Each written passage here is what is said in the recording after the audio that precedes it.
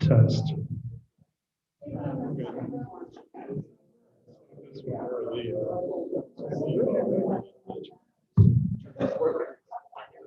Do we decide? I don't. So she's doing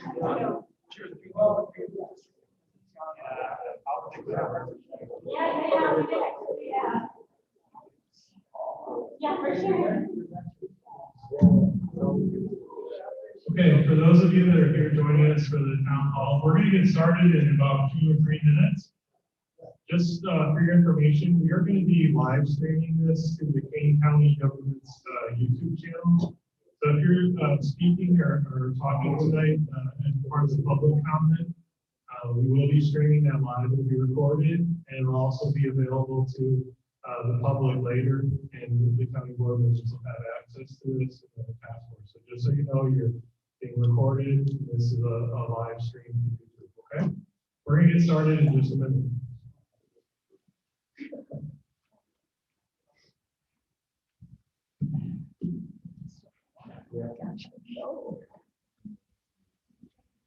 Oh.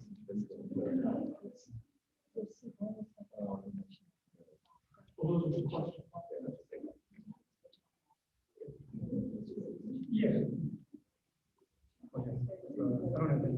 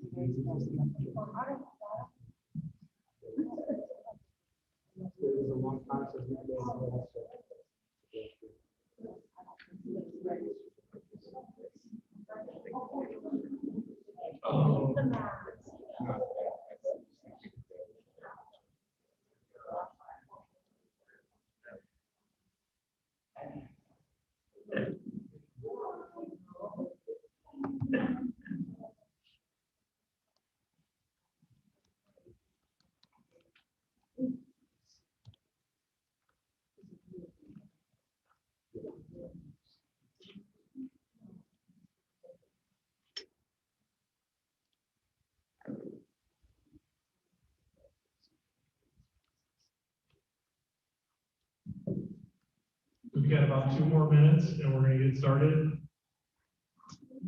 So thank you for coming. Again, we're going to be live streaming this to YouTube tonight. So the things that you say on the microphone and public comment, they're going to be recorded and they're going to be live streamed, so you're aware. And then you can view it later on YouTube. It'll be posted on our YouTube channel. You can visit countyofkane.org and it'll be up there. Click on the link and play through YouTube. So, but again, thank you for coming, and we're going to get started in about 1 minute.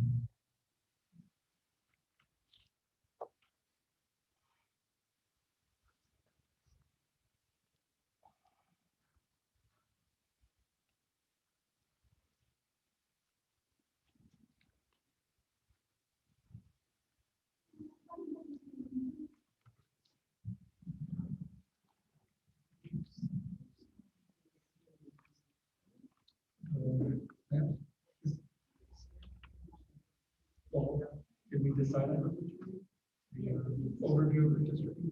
Okay.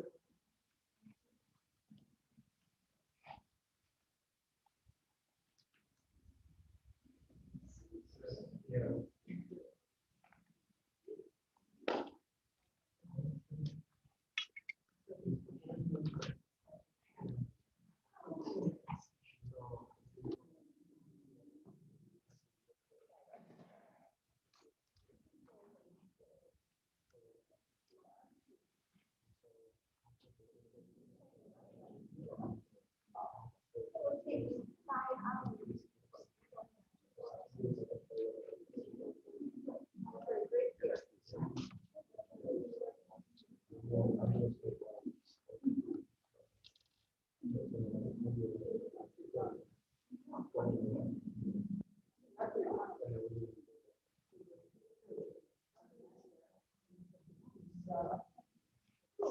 I know.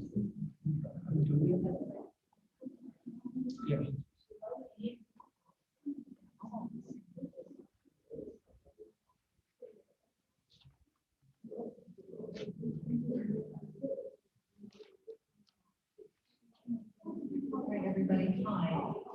like to bring our town hall meeting to order, please. And I would like to welcome you all for attending. This is a first town hall meeting for the reinforcement committee. And I welcome all of you.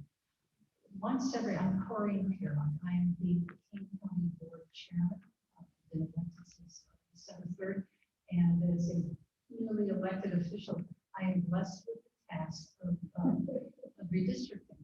So I'm also learning this process as we go through this, which is why I'm seeking your help and your input. As far as the protocol goes, we'll ask the speakers, because of the recording, to come up here to speak. If you have been vaccinated and or if you feel comfortable, you may take off your mask as you're speaking to the microphone. And then please, when you sit down, according to regulations here, keep your mask back on. So I will leave that up to your discretion. I have been fully vaccinated, so I feel safe about my mask. Once every 10 years, district maps throughout Illinois are adjusted and redrawn. And I'd like to call your attention, we'll have much talk about the maps, but we brought the actual maps with us. So this map represents 2020. Microphone.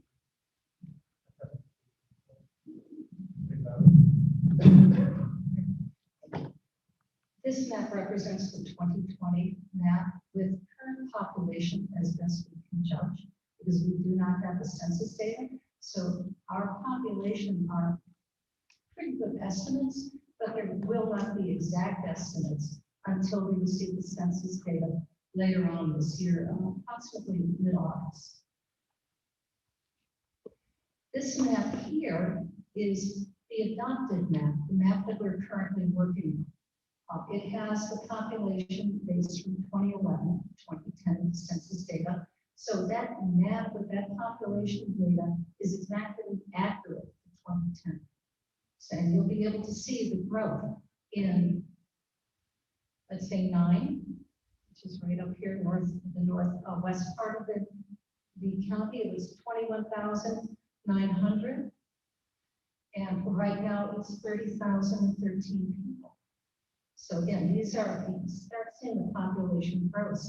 Now, this particular map is called the Malta map. And the Malta map is, Sad, can you tell me what Malta means? Mexican American Legal Defense and Education Fund. Yeah. Thank you.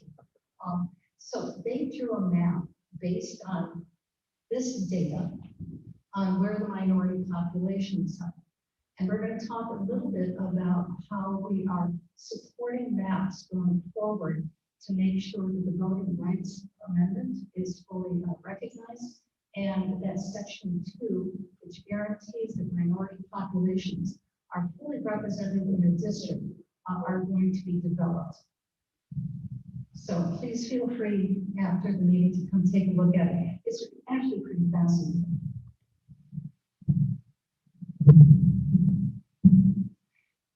The Kane County Reapportionment Committee has met, and it is comprised of a bipartisan selection of elected board members and community leaders, and we've already met 2 times. And this meeting and the series of meetings that it's going to be held throughout the county is for their benefit, so they can learn what you have to say. At this time, I'd like to recognize all of our elected board members who are here. And if we may, why don't we start in the back of the room and just stand up and introduce yourself if you so wish.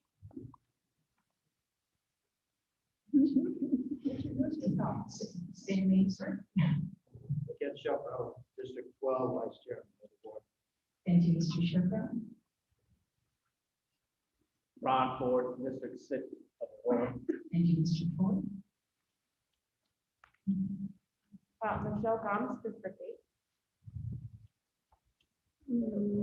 Mavis Faith, District 4. I know most of you already, so you know me. Thanks. And are you elected here? My name is Paul Levine. I'm a township trustee for the throughout township. Thank you, Paul. Thank you, Paul. As you may have read in the newspapers, the reapportionment committee is carefully reviewing our population growth occurring in northern Kane, as well as the growing richness of our minority population. And as part of the map drawing process and statutory requirements, we are required to present the map to the public for your comments before a final vote is taken by the board. However, your voice, concerns, and comments are also vital to the important early process of redrawing of the maps. Before we begin the listening session, we're going to show you the current map. We'll explain a little bit more about that. Talk a little bit about the process of the redrawing of the maps, and ask for your help in participating in a poll. I and the other board members who are here certainly look forward to hearing your comments. And at this point, I'd like to introduce you to Zach Kelsey, who's one of our consultants who are happy to help us with our map drawing. Thank you, Zach. Good evening. Good to see everyone here on a rainy night. Certainly don't need the rain, so that's a welcome addition to our evening together.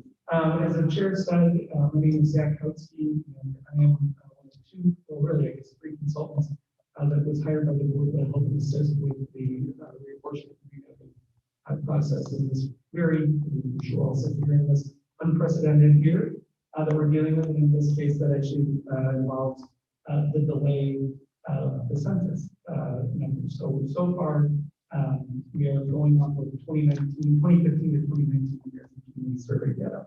So just with that caveat, I think you want to walk us through the process by which we are approaching this evening, the series of meetings that will be going forward, and ultimately then the board consideration for the maps.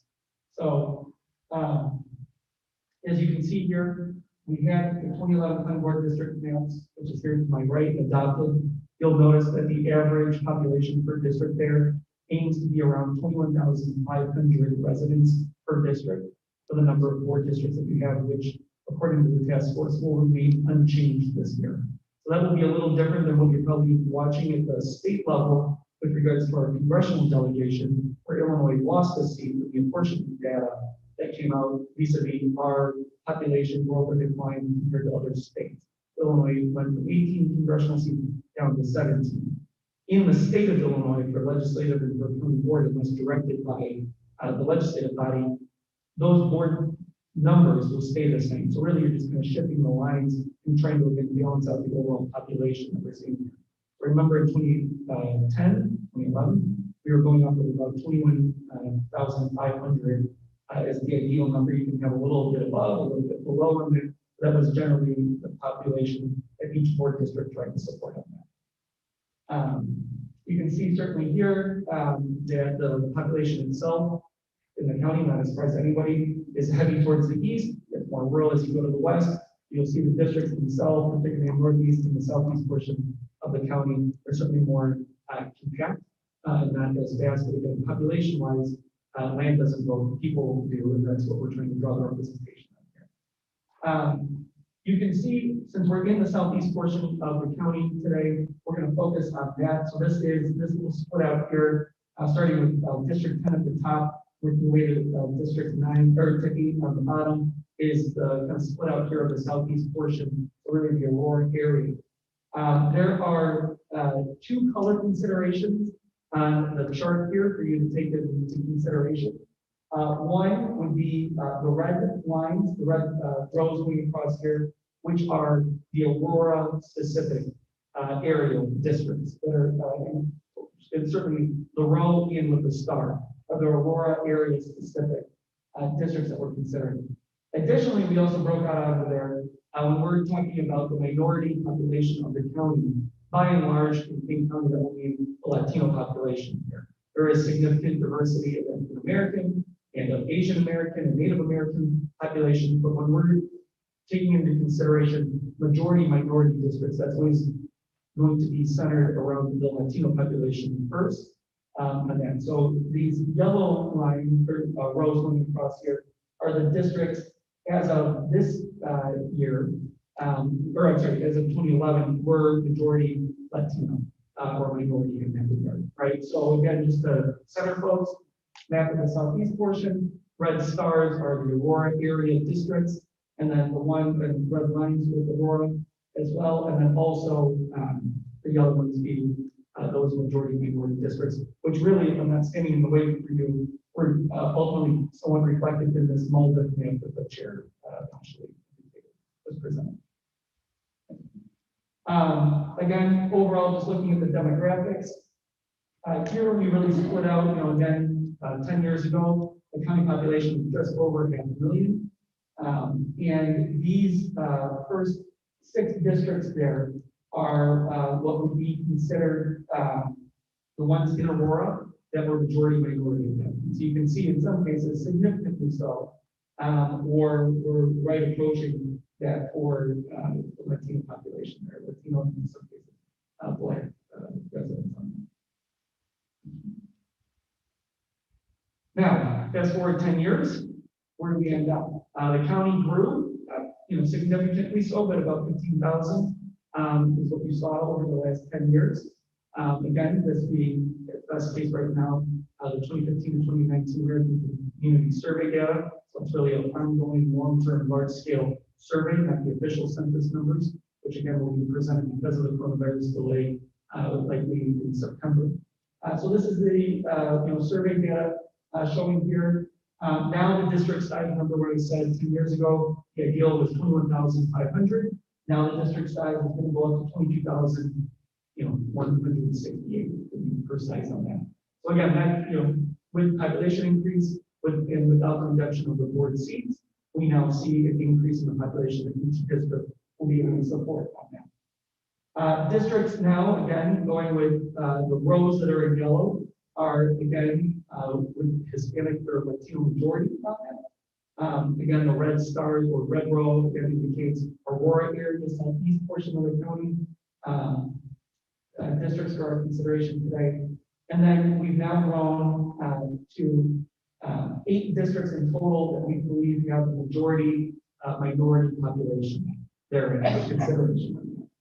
That's a lot coming up there, but the mold-up map, again, this is a projected version of the central map here.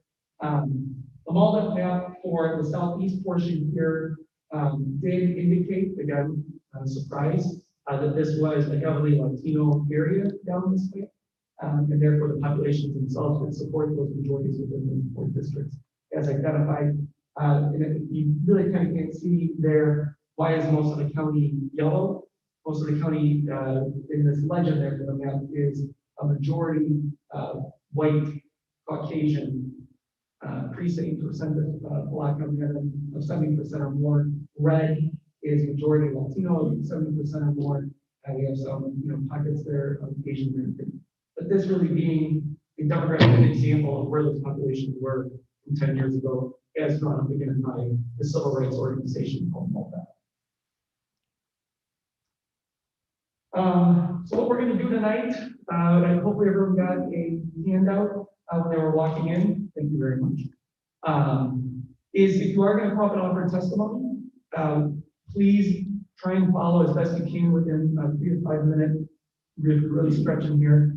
Review of identifying yourself, where you're from, why you are testifying today. We will be taking notes in that regard to bring back to the task force and ultimately help inform the county board as their consideration on that. Just quickly, beyond this, being how we hope tonight goes, this is the first of 5 public hearings the chair is convening throughout the county that we'll be having now through the early part of June. And what has begun to happen is the demographic data that again is being provided from the 2015-2019 American Consumer or American Community Survey data is being brought together and aggregated by census block and their political boundaries there, right? So we know that where these residents are down to the census block level, what their ethnicity is, and then what the existing boundaries are, and what the new boundaries for the county lines are going to have to support for population. And the easiest way to think about how and where you begin this map remapping process is, as the chair indicated, the Voting Rights Act, Section 2, is kind of the largest hurdle of legal consideration that we have to meet, which is when and where you can, you would draw a district that a minority population would most likely be able to elect a candidate of their choosing from.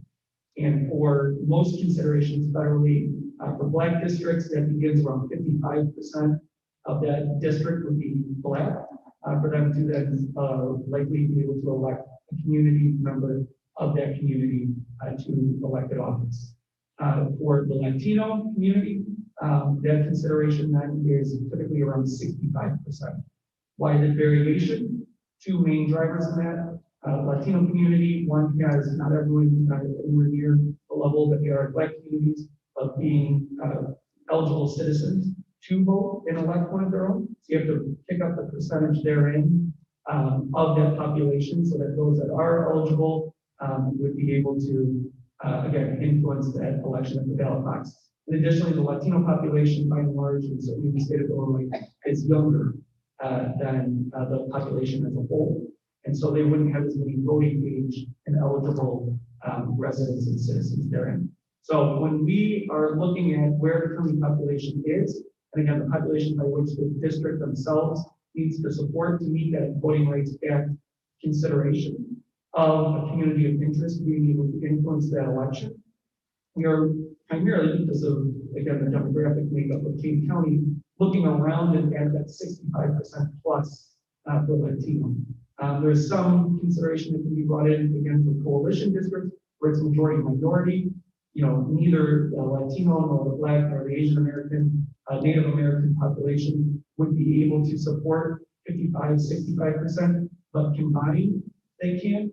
But really for the purposes of the Voting Rights Act here in Kane County, we are again looking primarily to meet the qualification for the Latino Voting Rights Act, which is 65% plus, drawing from that point on that. So we're having these hearings, first of 5. Community engagement will be able to offer any input that you have, discuss your own wants and needs and hopes for your community, for your neighborhood, for your district. We will take that back, we will aggregate that into a presentation for all board members and task force members as we really kind of race in the next month here to meet the statutory deadline for passage of the ultimate map by the end of June. All right. Thank you so much. All right, thank you. Can everybody hear me? All right, thank you. Sometimes you don't know this. I believe what's next is that we understand that not everybody wants to step up and offer testimony, but you can, from the comfort of your chair, participate as well. There is this called a survey. You know, it's polllev.com/Kane County. It will be open all evening and tomorrow morning when we decide to take a look at it. But you are welcome, encouraged to take out your cell phone right now and participate. No one will be angry with you. We understand what you're doing. You want to shoot a text message to someone? So you're welcome to do that. And then for our next part, so there's some open-ended questions. Can you once again, so we can all Sure. go on it very, do it very slowly? So Sure. everybody's got their phone.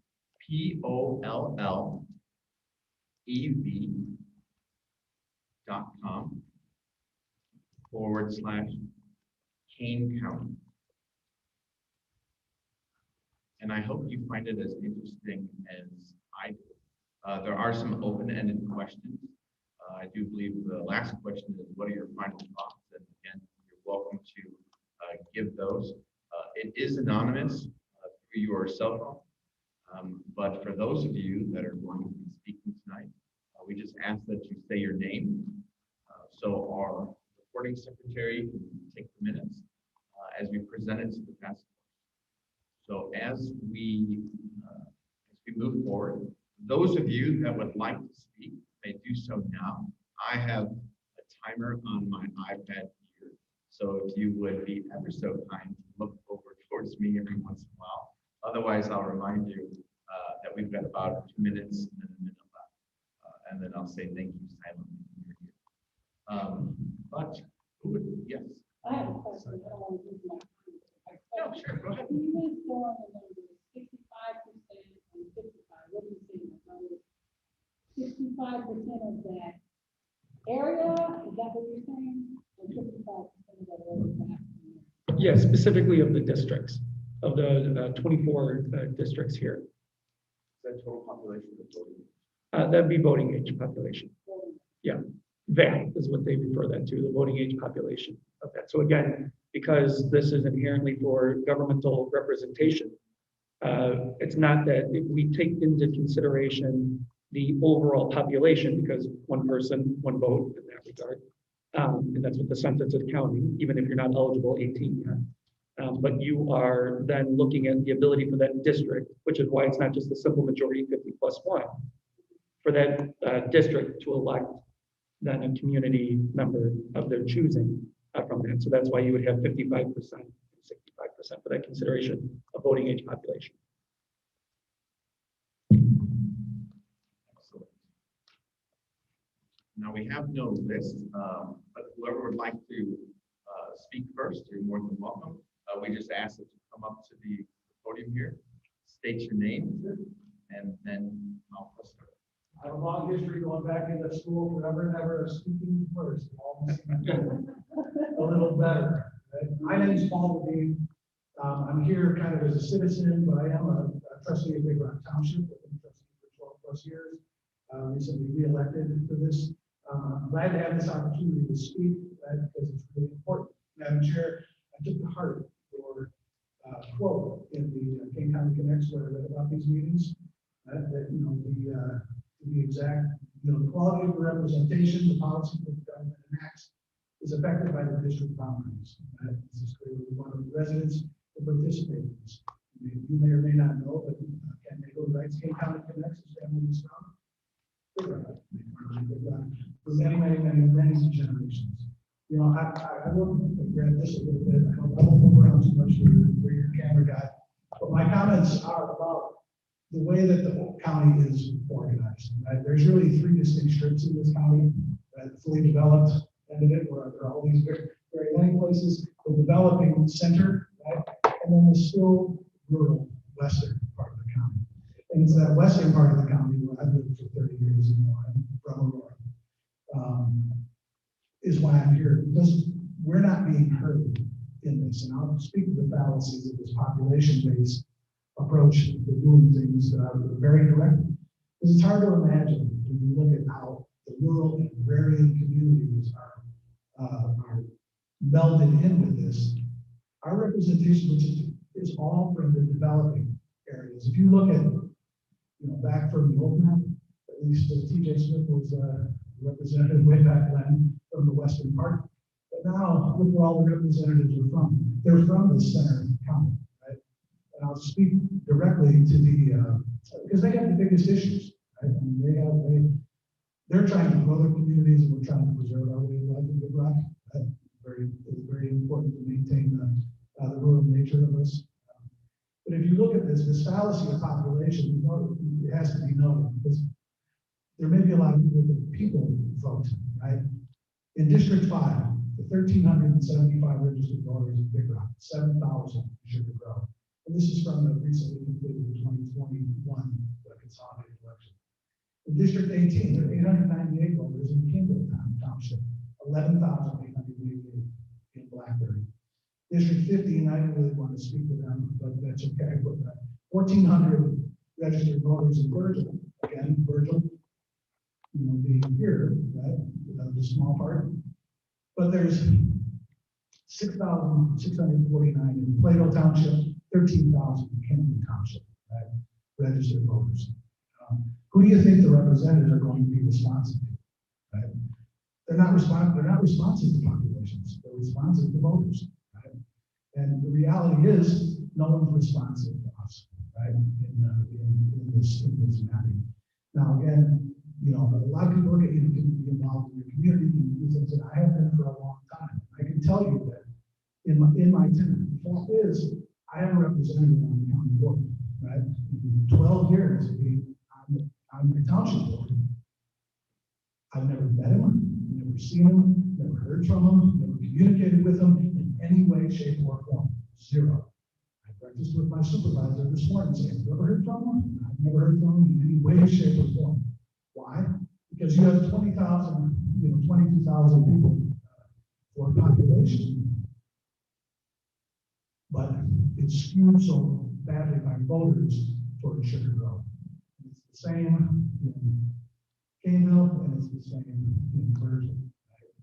And I am going to speak on their behalf, really honest. My recommendation is simple, right? I would take Caneville Township, and I would take Big Rock Township, and I would split them away, right? And create a board seat so that we have a voice, so that we can participate in county government. It's certainly not going to upend the balance of anything in the county, right? So that it doesn't match up to 22,000 people, because that's a false way to look at it. It is keeping people's voices from being heard. And I think people come out on it like this live because they want their voices to be heard. Right? Not that, they give lots of examples about how poorly things have gone for us. And we face a lot of challenges in the future with growth coming our way, the road overpass, and there's a whole list of them. 8 seconds, but I appreciate the time. And I hope you can take a look at it, the reality, right? And it's really in these dots as the things end. Look where the representatives are. Here, Thank you so much. here. None of them are in Western Kane County. And it's important that there's some voice from the traditional rural and agricultural areas of our county. So Thank you so much.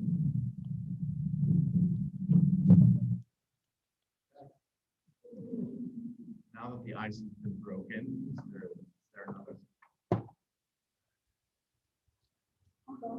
Yes, please.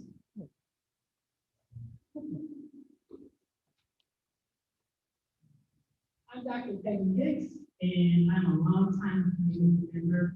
I'm also the president of the Fox Valley Christian Ministerial Alliance. And so I'm here today for a specific reason. I am very concerned about the preservation of districts where we have large pockets of African Americans. And I'm glad that my county board member is here, Commissioner Ford. And so I know in the area that we're in, on the west side, there have been consistent voters, and that is an area where we do have a nice pocket of African Americans who vote consistently, both in Ward 5, Ward 4, and Ward 6. So I'm here to make sure that as we're looking at this map, that we look at the preservation of those areas where African Americans over the many, many years have voted. And so that's why I'm here tonight, is to make sure that this map represents the African American community. Thank you. Thank you so much. Is there anyone new?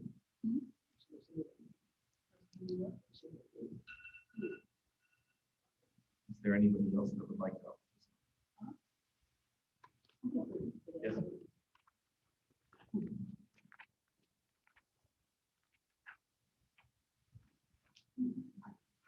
My name is Linda Cole, and I'm not here to really represent anyone except maybe. When you said something, you mean something. Nowhere does it say anything about the elderly. You held up your phone and you automatically assumed that everyone had access to the type of phone that you have. I hope that I'm not the only one who does not have a smartphone. If I am, I am. But mainly why I got up was to agree with this gentleman. Kane County has been considered rural for when I moved here 60 years ago. Most of Kane County, except for a thin line along the Fox River, was rural. It was all farmland. I would have to say I live in the middle of Aurora, but I agree with the gentleman that somehow or another the rural aspect of Kane County needs representation going forward. Thank you. Thank you, and my apologies. No, not okay.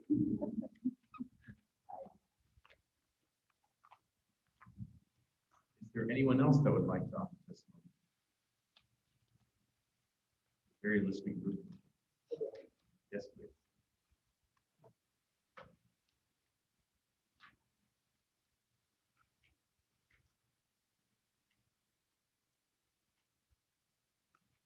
All right, hello everyone. My name is Juan. I was born and raised in Aurora. Michelle's you're my county board member. And I do apologize if I have any trip ups. It's been over a year since I've publicly spoken anywhere. So, but I did want to address something as a Latino man, and my concern. These are all proposed maps. I know nothing is set in stone, and anything can change at any given moment. But I did want to highlight something that the Latino community more or less in Aurora has gone through, and this is something that a lot of folks have gone through as a whole. We are experiencing a pandemic. We are still through it, and there are a lot of different adversities people have faced. Right? People have just endured a lot of adversity. But at the end of the day, the Latino community and many other marginalized groups have faced economic hardships, and think a lot of the issues at hand with the redistricting has to do with accessibility and resources available for the community. And when we talk about economic hardships and the programs the state of Illinois, along with Kane County, has provided are great, and there are a lot of opportunities to go forward from here. But all that economic help that is provided to folks does not mean anything when it's not directly given to folks. So, if Latinos and marginalized groups are represented the way they should be, and with the amount of representation that they should be having within the district, funds and economic aid being directly accessible to them via their representatives, we'll get there. Another thing is the availability of vaccines. Luckily, we are able to say that there is a surplus of vaccine for people that need it and that want it. However, we are failing to think, and I know a lot of Latino households that are going through this. There is a language barrier. There is a technology barrier. When I think about older Latino folks, they cannot. A lot of them do not know how to use a computer. A lot of them do not know how to use a phone to sign up for vaccinations on Eventbrite. And having the right representation, the right people in there in Kane County, at the city level, at the state level, at every level, that know the struggles and the adversities people face is really important. So ultimately, I wanted to come up here and talk about accessibility for marginalized groups, and the importance of having people in office that actually care and actually know what the problems within communities are facing. And I know that this is something that some folks in this room and myself are working towards, and we understand that the Latino civically involvement has not been there, but that does not mean the representation should not be there. And then hopefully, how things are ramped up right now. Because I think July 1st is the date that y'all will be voting on the maps. Does represent a fair picture for Latinos, Latinx folks in the county. I must add that we're the second largest population in the city of Aurora, and we're the least represented within the city of Aurora and in Kane County. So, as a growing community, I do want to express that concern, but that was it. And I did warn you all on my trip ups, but y'all have a great day. Thank you for your time. Thank you so much. Appreciate it. The next person like this.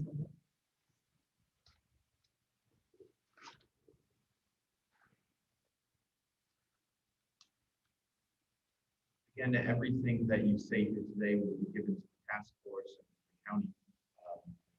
So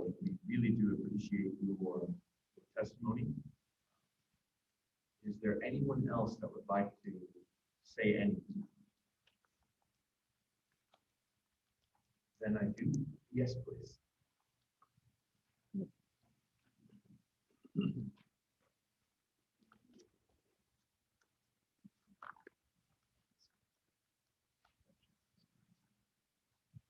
Hi, my name is Fran Shaw, and I do represent a group, but it's political and we have to stay away from it tonight. So I'm here as Aurora citizen of Aurora Township.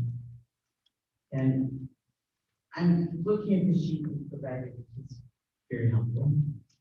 The second thing, or the third bullet is, what are the shared characteristics of your community? Aurora Township are large metropolitan areas. Aurora, last I checked, was the second largest city in the state. It's diverse.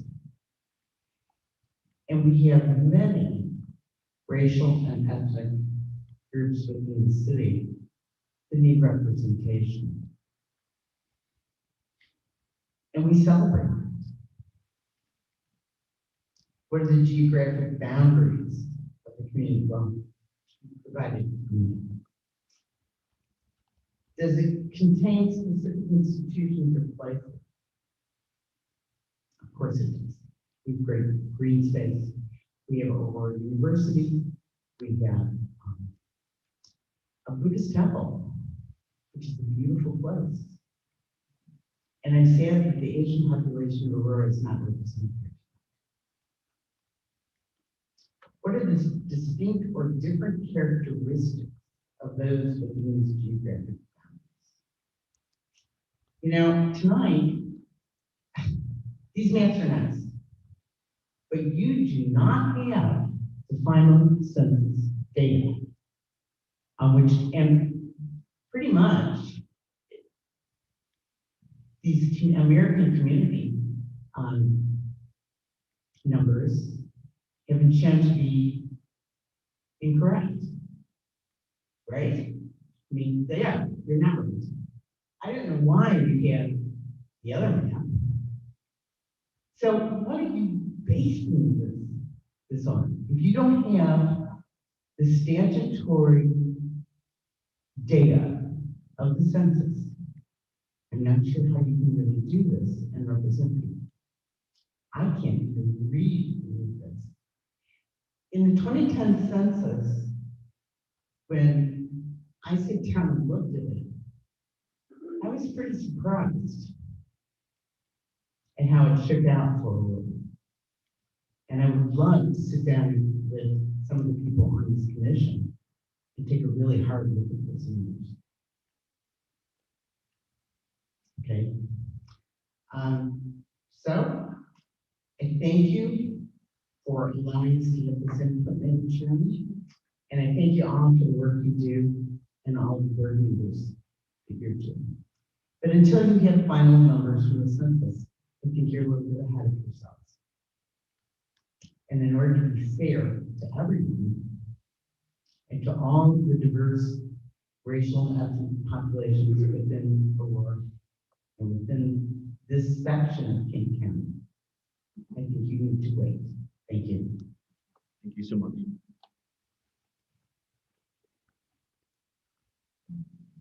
Is there anyone else that would be willing to offer testimony?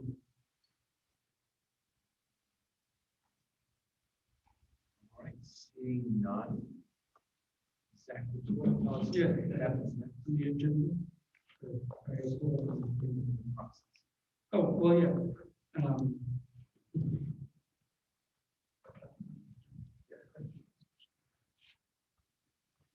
So just to reiterate and recap, the next steps in the redistricting process, again, first of 5 meetings that will be held up through early June. We have 3 this week, tomorrow, Thursday, we have 2 more.